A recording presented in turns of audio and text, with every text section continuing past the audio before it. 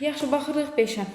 5-də deyir ki, müəllifin sözü birinci gəlir, sonra 2 nöqtə qoyulur, sonra dırnaq işarəsi, sonra V, M, V.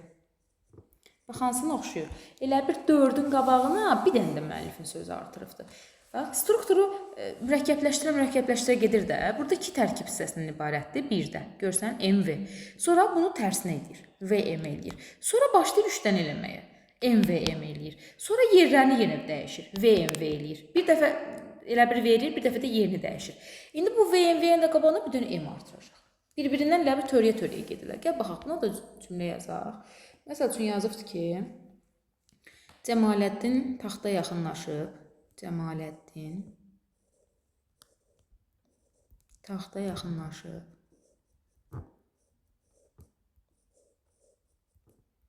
Yaxınlaşıb. 2 nöqtə qoymalıyam. Çünki müəllifin sözü qutardı. 2 nöqtədən sonra da mütləq vasitəsini başlayanda dırnaq işarəsi qoymalıyam. Yaxınlaşıb. Şah sağ olsun. Şah sağ olsun. Qutardı. Birinci hissə qutardı. Onda vergül tire ilə ayırsan. Dedi. Yenə, dedi müəllifin sözü qutardı. Vergül tire ilə bir də ayırsan. Şah sağ olsun dedi. Vəziyyətdən çıxış yolunu bilirəm. Çıxış yolunu bilirəm. Qutardı vasitəsini. Nə edirsən? Dırnağı bağlayasın. Ortada nə qoyasın? Sonda nə qoyasın? Nöqtə. Qutardı. İndi gəl bunu struktura yenidən uyğunlaşdıraq. Cəmaləddin taxtaya yaxınlaşır. Kimin sözdür bu? Mən demişəm bunu. Müəllif. Ortada nə görsən? Qoşa nöqtə. Ondan sonra gəl. Dırnaq. Şah sağ olsun. Qarşı tərəfin sözdür. V. Onu nə ilə ayırmışıq? Vergül tire ilə. Dedi mənim sözümdür. Onu nə ilə ayırmışıq? Vergül tire ilə. Çıxış yolunu bilirəm. Bu kimin sözdür? Qarşı tərəfin, yəni V. Sonra nə görsən? Dırnaq. Sonra nə görsən? Nöqtə. Qutardı. Bu 5. 6-cı struktur təzədir. Keçən nə qədər biz həmişə 5 strukturu öyrənmişik. Bu 6-cı strukturu gətir, indi 5-dən fərqləndirməyə çalışaq. Daha doğrusu 4-dən fərqləndirməyə çalışaq. 6-cı struktur belədir ki, 4 ilə eynidir. Sadəcə olaraq bu M-dən sonra vergül yox, nöqtə qoyur.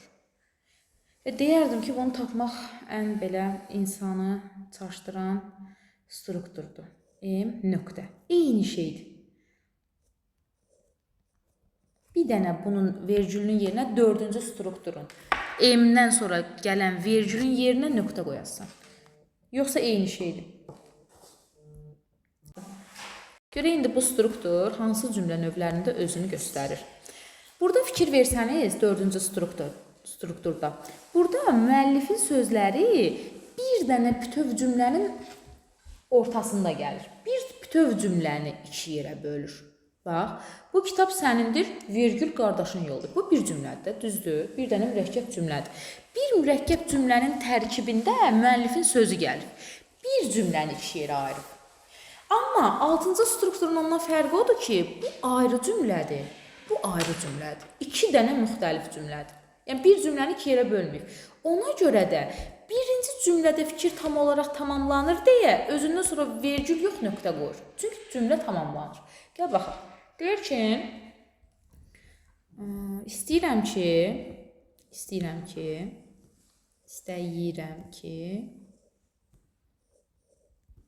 aydın gəlsin.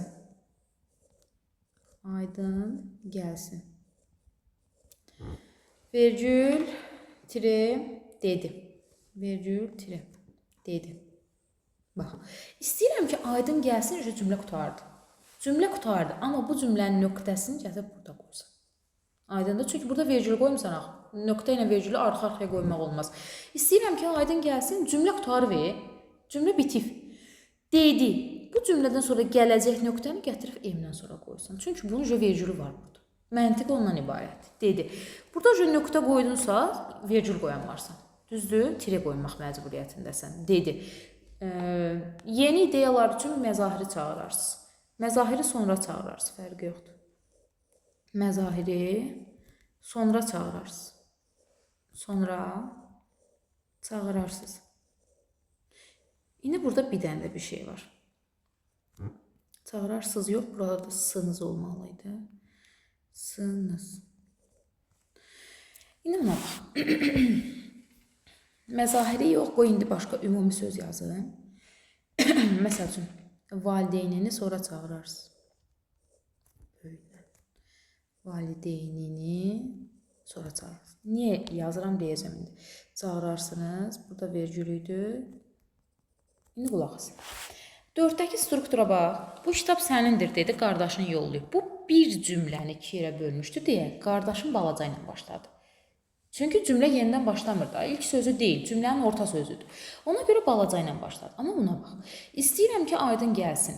Vergül, tire, dedi, nöqtə, cümlə tamamlandı. Nöqtədən sonra böyüklə başlayasın. Çünki yeni cümlə başlayır. Aydındır? Valideynini sonra çağırarsın. Əslində 6 ilə 4 eyni şeydir. Bir dənə fərqlə. Burada müəllifin sözləri bir cümlənin ortasında gəlib. Burada müəllifin sözləri ayrı-ayrı cümlələrin ortasında gəlibdir. Ayrı-ayrı cümlələrdən sonra müəllifin sözü işlənir deyə nöqtə qoyuruq və digərini böyük hərflə başlayırıq. Aydındır? Eyni şeydir. İstəyirəm ki, aydın gəlsin dedi, valideynini sonra çağırarsın. Bu da nədir? 6-cı strukturumuzdur. Öz fikrini əsaslandırmaq, aydınlaşdırmaq, sübuta yetirmək üçün başqasının söylədiklərindən, yazdıqlarından dəqiq çıxarışlara sitat deyilir. Deməli, sitat nədir? Sitat öz fikrini gücləndirmək üçün başqasının, yəni dahi və yaxud görkəmli bir şəxsiyyətin sözlərindən istifadə etməkdir.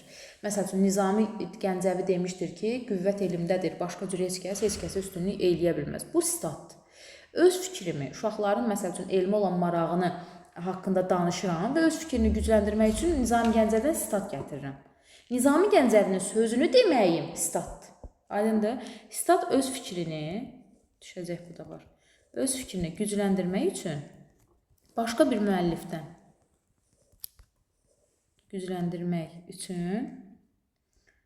başqasının yazdıqlarından nümunə gətirməkdir. Başqa bir müəllifdən nümunə gətirməkdir.